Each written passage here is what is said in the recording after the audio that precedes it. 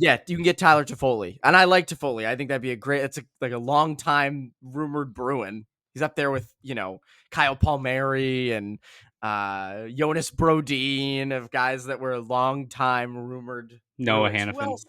Noah Hannafin, that's one. Connor Garland. I Yes. tweeted out he would have been a great Bruin, and people were like, "It still could happen." Poke the Bear is powered by Prize Picks, the exclusive daily fantasy partner of the CLNS Media Network. And welcome into Poke the Bear episode 231, presented by Prize Picks. Go use that promo code CLNS to get up to $100 matched on that first deposit, and presented by Game Time. Go use that promo code CLNS to get $20 off your first purchase. Terms apply. Maybe you're trying to go to a Celtics playoff game. Maybe you're trying to go over and catch a Sox game at Fenway. Maybe you're a listener who does not live in Boston or the New England area and you want to go to a game near you. Still applies. Use that promo code CLNS. Because Connor, when we were doing those post game shows, I was seeing a lot of people from not around here, saying, "Oh, like you guys, I live in Europe. This keeps me up to date," or "I live in Australia. It keeps me up to date." Much love. I love that we're like Pitbull. We're like Mr. and Mr. Worldwide. I mean, really get to appreciate that.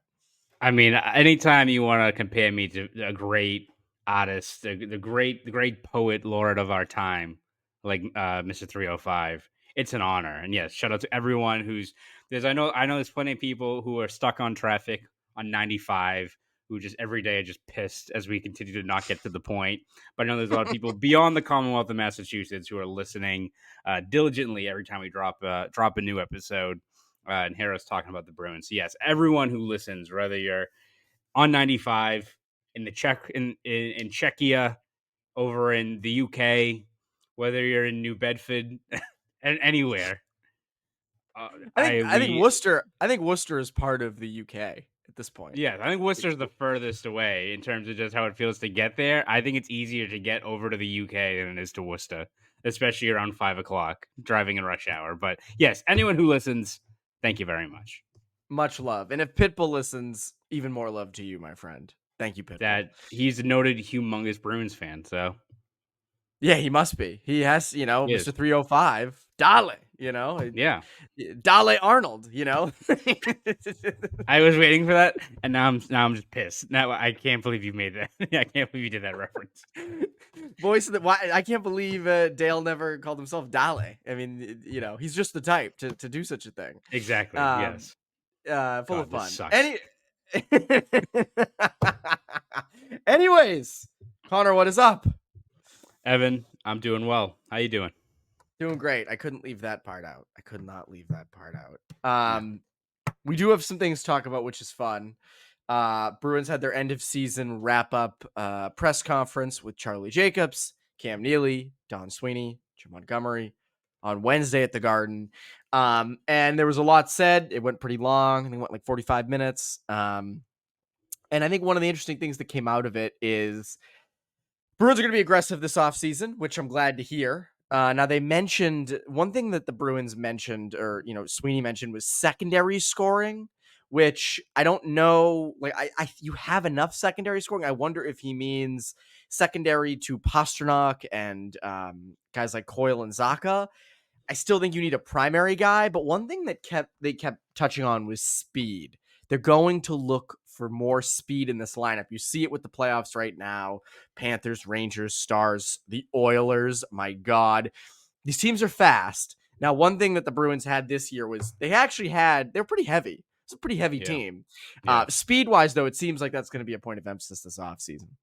Yeah, Cam Neely is the one who straight up mentioned like speed and winning 50-50 battles. And you're right, like this was a pretty heavy team. And like, again, you're going to have a lot of guys that probably aren't back on this team, right? Like JVR, Heinen, maybe not that Heinen was a heavy player, but like you're going to be changing a lot of your forward core.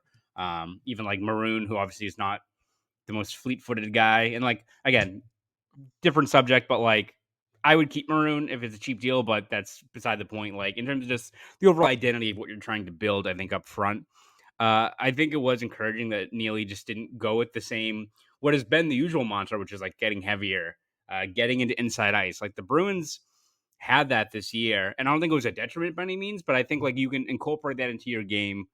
You can generate grade A chances, but I think, as you said, you look at some of these teams across the NHL that are successful, like Dallas or like Vegas last year. The template, it seems like for teams to build, and every roster is slightly different, but things keep on seeing a lot of heft on the blue line. Like the average, like I think height for a defenseman on these Stanley Cup teams is like 6'2", which if you're the Bruins and like you want to get, if you have the money to sign a guy like, I don't know, Brendan Dillon, right? Like 6'3" as your left shot D. And all of a sudden you've got McAvoy, Lindholm, Lohrei, Carlo, Dillon, Peak. Your average height is like 6'2.5" at that point. McAvoy is the smallest guy. So like you got that. It's hilarious. Yeah, like all of a sudden you've got My like God. 6 guys that, have some size back there. But you look up front, a lot of it is like speed and skill. And again, like speed doesn't mean it's just guys that are going to be first in on the puck and get knocked off the puck. Like it's, Sweeney mentioned later on of like creating anxiety on the forecheck. And it's like you look at guys like Sam Bennett, or you look at guys like Jake DeBrusk, who again, like is not maybe the guy you look at as like a bruiser, but is first in on pucks, wins puck battles, gets to 50-50 pucks, extends zone time. I think that's what the Bruins need to get, right? Like you have a lot of components in terms of skill, you have some size, but you look at guys like, Rupe Hintz or Wyatt Johnston or, many of the other players, like at Vegas last year with like Marchessault, who is 5'9", not a big dude, but like guy wins puck battles, guy competes, guy, recovers pucks behind the net and makes plays happen. When ice shrinks in the playoffs, you need those guys that can maybe win the foot races, recover that puck, extend ozone time, and lead to more chances because it's just not as open as it usually is. So when they say speed, it's not like they need to add more rush offense and they need more breakaways or anything like that. It's all about winning those puck battles, and generating just more of those chances. And I think them focusing in on that is a step in the right direction for how this team should be augmenting their roster in terms of just getting a little bit more of that speed up front. And it's interesting because I do wonder for them, what's that going to look like? Are you going to go trade for speed? Are there free agents that you're targeting that are, that have that speed? I mean, like Jake DeBrusk has that speed. He's a free agent. And based off of what Don Sweeney said yesterday or on Wednesday, doesn't look so promising that he'll be back. First thing he said was negotiations are a two-way street. So that's when it's like, uh-oh. That's not good news for DeBrusk. So to me, it sounds like he probably won't be back just based off those words, based off the fact they don't have anything done yet. Typically, when the Bruins don't have something done, when a player is approaching free agency at the end of the season, like that's usually a sign for things are not going to go in the direction of they're going to come back to the Bruins. It's going to go, those guys are going to go out to the market. And, my guess is DeBrusk will get a hefty deal from someone. But to me, like, DeBrusk fits that mold, the speed element, winning 50-50 pucks, can play in any situation. We said this on Bruins Beat earlier this week. Like, I don't want to let DeBrusk go. I know a lot of YouTube commenters. I know a lot of people want to be done with him, and I get it. I was on the verge of that before the playoffs. Like, I trust me, I'm not like, oh, you guys are so stupid. No, I mean, he's been inconsistent for like 7 years now. I completely get it. But at the same time, he's reliable.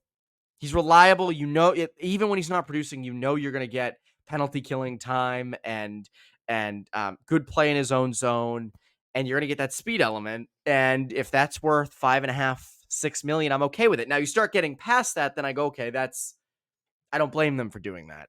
But that's the price I would have him at. But it does sound like he's not coming back. Yeah. I think if you want to read the tea leaves, it doesn't seem awfully encouraging. Sweeney more or less says they made an aggressive offer and said it looks like DeBrusk is going to pursue other opportunities, which put 2 and 2 together. And I think, ideally the Bruins would like to keep him. It's just when you have, 21 million in cap space, maybe 26, 27, depending on what you do with Linus Ullmark. You've got money, but you also have to be smart with it, right? Like if you're trying to add another scoring, talent on the wing besides DeBrusk, or if you're trying to add a top 6 center, or you're trying to add a left shot D, right? Like you got to be smart in terms of how you use this cap space. You can't have a situation like, what was it, like 20, 2021 where you had all this cap space and you got like Ullmark, but also you had Forbert and a few other guys that didn't really make, didn't move the needle, or like when you got John Moore before 2018-19, where it's like, all right, you had the cap space, not, using it in a proper way. Like you have to be wise with how you have this spending power if you're Don Sweeney. So as much as you want DeBrusk, is he worth allocating, 6.5-7 million? Like That's probably when you not, lose right? me. That's when Right. you lose me. So again, ideally you have him back because, as you said, he fits in terms of what the speed aspect is, and the speed that does well in the playoffs, right? Like wins puck battles, has that ability to operate in grade A ice, like a guy that's kind of built for what the playoffs is now as a top 6 winger. And you've seen why he's been productive this time of year over the last couple of seasons. And it's unfortunate if he walks because it's one, creates another hole, and who you replace him with, right? Like, is it a situation where you already know what you have in DeBrusk? And yes, he's polarizing. He can be up and down, but you know what you're going to get most nights. He's not going to hurt you on the defensive end. As you said, kills penalties, works on the power play. Like, all right, I see people be like, let DeBrusk walk and get Bertuzzi. It's like, all right, like, listen, Bertuzzi's a solid player, productive player when he's here with the Bruins during that short time. But one, he's not particularly fast. He's not really a burner. And two, like, defensively, he's not in the same level. So you can take Bertuzzi, and he'll be probably productive, and he'll be great on the power play if he has that chemistry with David Pastrnak that we saw. But, like, don't be clamoring for Jake DeBrusk when, a cross-seam pass from Bertuzzi gets picked off and ends up in the back of your net. Or don't be mad when he's not, like, he's good at the net front, but got to get him there first, right? Like, and again, like, I'm not trying to just drag Bertuzzi, but if he's just going to be your outright replacement for DeBrusk, it kind of hurts what the Bruins are overall looking at. In a perfect world, you have DeBrusk and you add another scoring guy for, $4 million or, $4+ million, and that'd be great.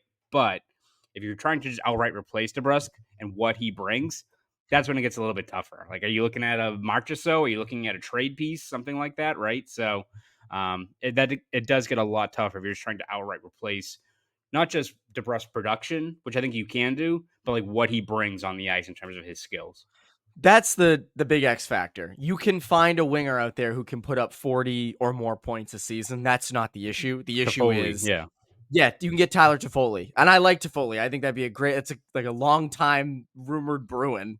He's up there with Kyle Palmieri and Jonas Brodin, of guys that were long time rumored. Noah Bruins. Hannafin. Noah Hannafin, that's one. Connor Garland. I Yes. tweeted out he would have been a great Bruin, and people were like, "It's still going to happen." Maybe. Great player. I've always been high on the Conor Garland train, but he had a great, again, small guy, right? Shoots the puck and wins puck battles and doesn't stop moving his feet. And what do you know? He had some big goals in the playoffs for Vancouver. So that's the thing. If you're going to play tough like that, you can play, any height, doesn't matter. But again, it comes down to replacing the other stuff, the stuff that is harder to find. And I mentioned this on Bruins Beat. When you're a free agent and you transition to a new team, it's not a given that it's going to work. And it takes time to acclimate most often. It takes time to acclimate to new environments. And you'll hear a lot of players and coaches say, getting your family acclimated, kids in school and friends and your wife and this and that. And that can be distracting. And obviously it's understandable. We get it. But you've Jake DeBrusk, who's been here, who was, brought up here into the NHL. So, like, I don't know. I would rather they try to keep DeBrusk, but as you said, if it starts getting into the 6.5-7 million range, that's when I say, all right, you know what? Let the market do what it's going to do, and you explore other options. Before we get to some other stuff, quick word from our friends over at Prize Picks. Quick break in the action to tell you about my good friends over at Prize Picks. Prize Picks is the best way to get action on sports in more than 30 states across the country, including California, Texas, and Georgia. Want to play alongside some of Prize Picks' favorite players like Meek Mill and Sugar Sean O'Malley? You can now find community plays under the promos tab of the app to view entries from some of the biggest names in the Prize Picks community each week. And Prize Picks even offers injury insurance so that your entries stay in play even if one of your players gets injured. For basketball games, if you have a player who exits the game in the first half and does not return in the second, Prize Picks will have your back and not count that as a loss. Testing my skills on Prize Picks this basketball season is the most exciting way to play daily fantasy sports. If you have the skills, you can turn $10 into $1,000 with just a few taps. Personally, with the Celtics going on a deep playoff run, I'm liking Jason Tatum more points. And I'm liking Derek White more points too. I met him at Fenway Park earlier this year, and I just have a feeling he's always gonna go off. So, to get in on the action, download the app today and use code CLNS for a first deposit match up to $100. Again, download the app today and use that code CLNS for a first deposit match up to $100. Prize Picks. Pick more, pick less. It's that easy. Now, back to the show. So that is, I met Derek White, it was a week or two ago at Fenway. So, really nice guy. Let us take a photo with him. Shook his hand. Chill. He was chill. Chill guy. Oh my God. Nice guy. I was on So Instagram and I was just scrolling through my friend's stories. I was like, what the hell? So this we Derek just White with went to the Evan. game. we just went to the game. Just chilling with Derek White. Casual. No big deal. Yeah. He wanted to. I texted him. He said, yeah, I'm down to go. Couple of University of Colorado alums. Oh, yeah, definitely. State school. So, Yes. he went to state school. I went to state school. Works great. One interesting thing from the end of season presser on Wednesday. First thing Charlie Jacobs says, no personnel changes in terms of the three guys to my left. Cam Neely, Don Sweeney, Jim Montgomery. Not a big surprise. The one little thing, though, that I'm curious about is the future of Jim Montgomery. Like, that's the one thing that I do wonder about, because he does have a year left on his entry level deal with the Bruins. Entry level is in his first deal with the Bruins, and there's been no word of an extension yet. And typically we get the news of, oh, so and so got an extension, whatever, and he's going into his final year of that deal. That is the one area where I do wonder what the future holds. Yeah, no, absolutely. Yeah, as you said, not really surprised about Sweeney or Neely. I know some people, as is usually the case, are clamoring for Sweeney to get canned or anything like that. I think Sweeney's done a really good job the last couple of years, especially you even look at last year of bargain bin shopping and getting a good roster together. It's going to be a big test this upcoming season, like when they have this cap space, to see where they're at. If we're looking at this team a year from now and they have a first, second round exit and Max Domi is their centerman they got, and he's got 40 points or, something like that, and they've used all their cap space, then you're like, all right, like this was supposed to be the next step forward. If they don't build off that, then maybe he's on the hot seat in terms of just the opportunity the Bruins have this summer to add to this roster, but no surprise there. But yeah, like Montgomery, it's an odd spot, right, to be in on the last year of his deal as kind of a lame duck coach. And I think them obviously winning that Toronto series, kept them aboard. If they lost that Toronto series, blowing another 3-1 lead, I think that probably would have been it for him. But it's going to be a big test for Montgomery next year in terms of, whatever the Bruins add this offseason, the expectation at least is this team's going to be a lot better, or they should be, in terms of whether they come out with another scoring talent, whether DeBrusk is back, who the hell knows, probably not, but crazy things have happened. You've got guys like Lorai and Beecher and even Patra, Brazeau, who should take steps forward. Like, this team should be better. I'm not even counting what they do down the middle, whether they get a guy like Lindholm, they get a guy like Natchez, if they make another trade, who knows, right? This team should be better positioned, that the pressure should be ramped up. Like, going into this year, it's almost like, all right, it's a bridge year, let's see what we can do. And not to say there wasn't any pressure on this team, but people weren't clamoring for a cup run. Honestly, the last 2 years, the Bruins went on that record-setting run the previous season, and I feel like people were still like, you're bringing back Bergeron and Krejci, what's actually going to happen? And then they took off, right? Yeah. And that's a testament to them. But like this upcoming year, pressure's going to be on. Like, you should be viewed as one of the best teams in the league. Like, it's New York, Florida. Like, you're probably right in that next, that next tier, right? It's not like last year where it's like, all right, is this the year Ottawa or Detroit or Buffalo catches up? Like, no, you should be right up there if you make the proper moves this offseason. So if you're Montgomery, the pressure has to be on for how you're able to make the most of a team that should be a lot stronger, and also how you adjust your strategy, right? Like, they didn't really budge from their quality over quantity looks, and it kind of ended up hurting them against Bobrovsky and the Panthers. And again, I think we mentioned this on Bruins Beat. Bobrovsky got a lot better as that series went along, right? Like, he deserves full credit for really getting stronger. But earlier on in that series, when you had a chance to put him on the ropes, didn't work out. So I think if you're Montgomery, you got to work with whatever new players you have. But also, I think maybe when the time calls for it, adjust more of your strategy. And maybe they don't have to. Maybe they add a guy like Toffoli who allows you to finish chances, or they get a guy like Lindholm who elevates players and what have you. But I just think for Montgomery, it's all about making the most of whatever roster you have, because the pressure is going to be there for him, as opposed to maybe where it was a season ago.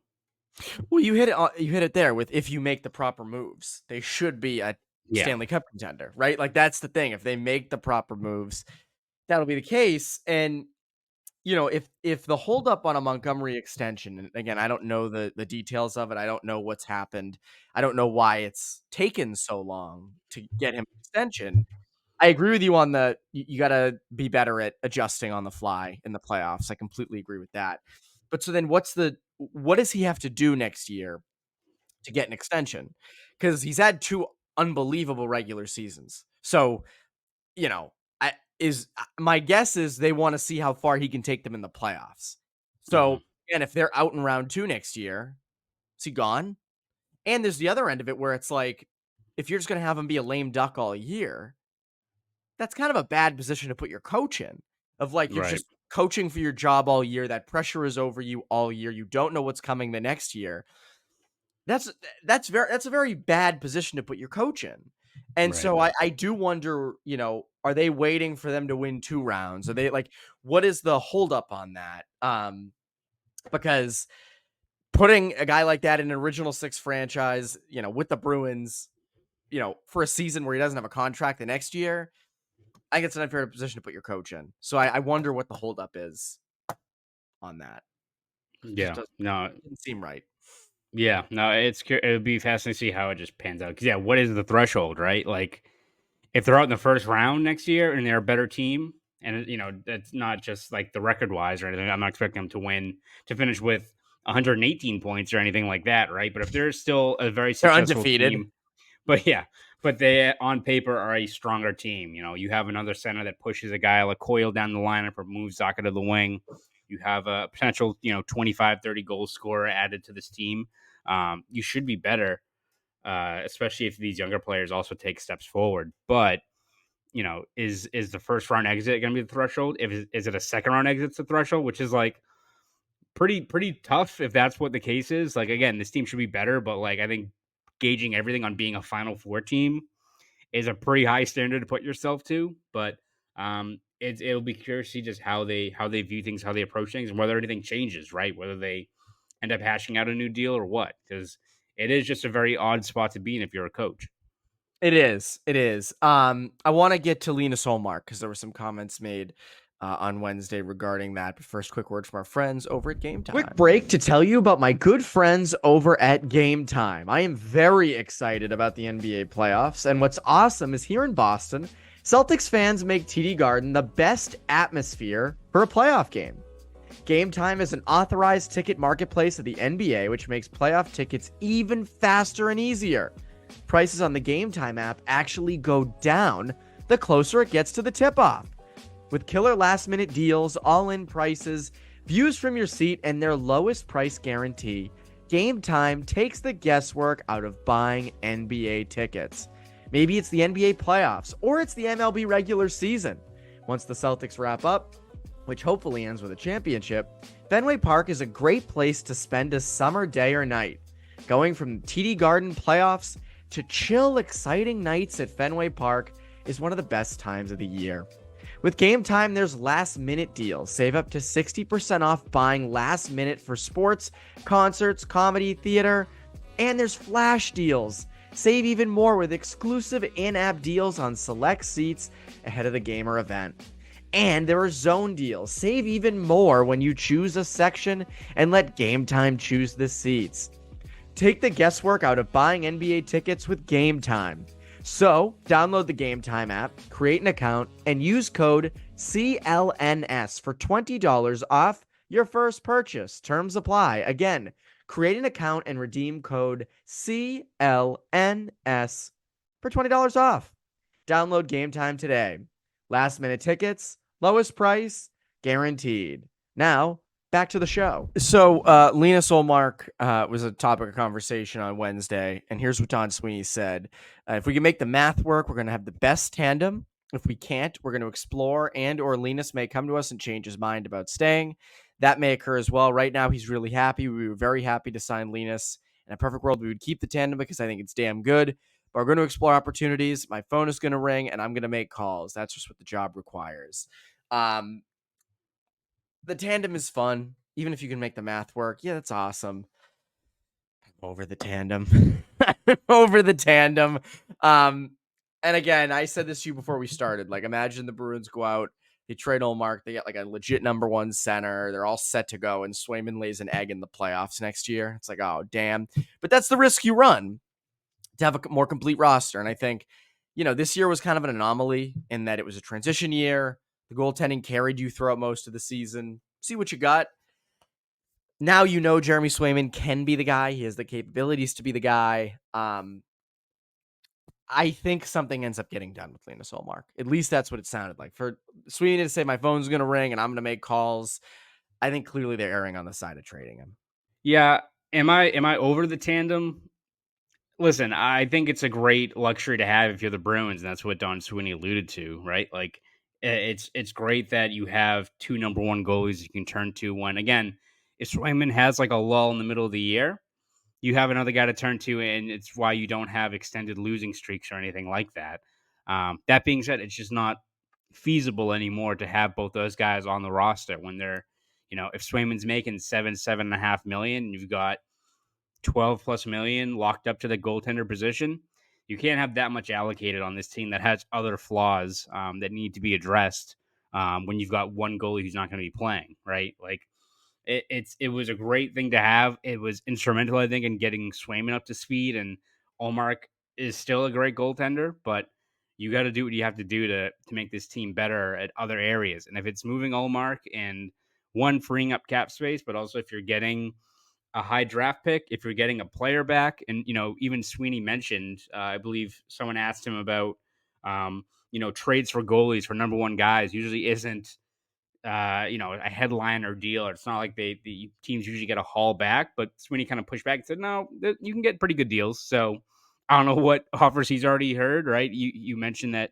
he already said that his phone's been ringing in terms of Ullmark. So, again, it's not an indictment on Ullmark and his play or anything like that. The Bruins would love to have both those guys back, of course, but just not feasible anymore. When you've got other areas of the lineup that need to be addressed, whether it's by acquiring a player, spending money to bring a player on board, something's got to give. And I think it has to be Ullmark getting moved and, Swayman getting that established number one title moving forward. Yeah, I think it really comes down to that. And it's no slight on Ullmark. I mean, Ullmark made those comments after, breakup day saying, the reason I wasn't playing wasn't because I'm bad. It's because the other guy was on an outstanding run in the playoffs. And like, I think for any other team, I'm not trying to, do the Bruins, pitching for them, but you're getting a starting goalie. You're getting a top 10 starting goalie in the NHL right now. And, what he's like behind different defenses without goalie Bob, I don't know. But if you're in New Jersey, Carolina, Colorado, LA, maybe Edmonton, again, he's got to accept these trades. But like, there are teams out there that are on the cusp of contention, be it, playoffs or Stanley Cup, that need a goalie, and that's a guy.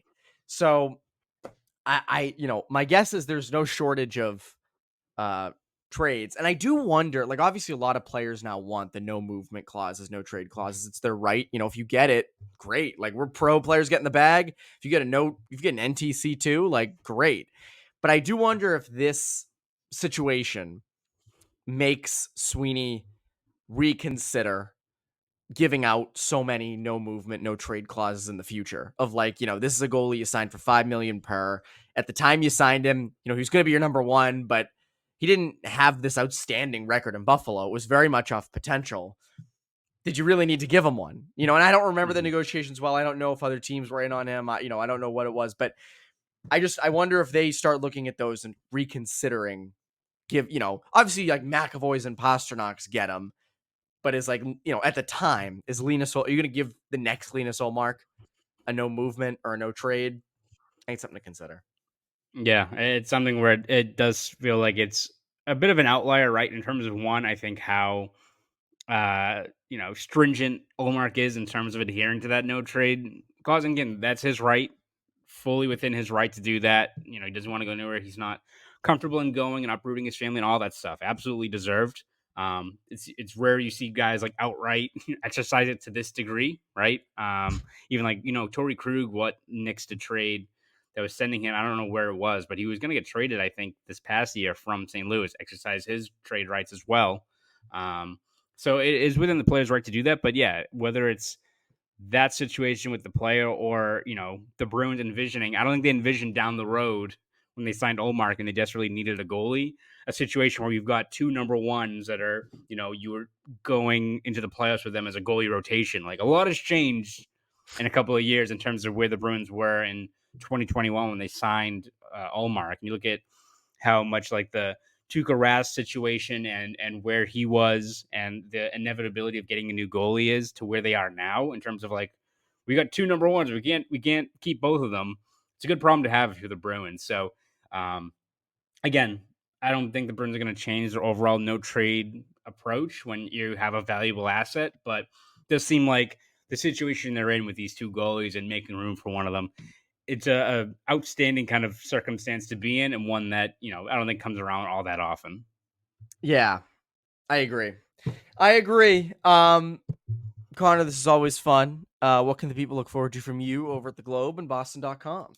Yeah, we'll have you covered every step of the way this offseason, whether it's looking at free agents, roster building, maybe some offseason features as well. So you can find all that stuff over at Boston.com, the Boston Globe. If you want to follow me on Twitter, you can at Conor Ryan _93. Go do all that. That's Conor Ryan. I'm Evan Marinofsky. We're presented by Prize Picks and Game Time. Use promo code CLNS at both places. That's Poke the Bear. You Poke the Bear, listeners, have a great rest of your week.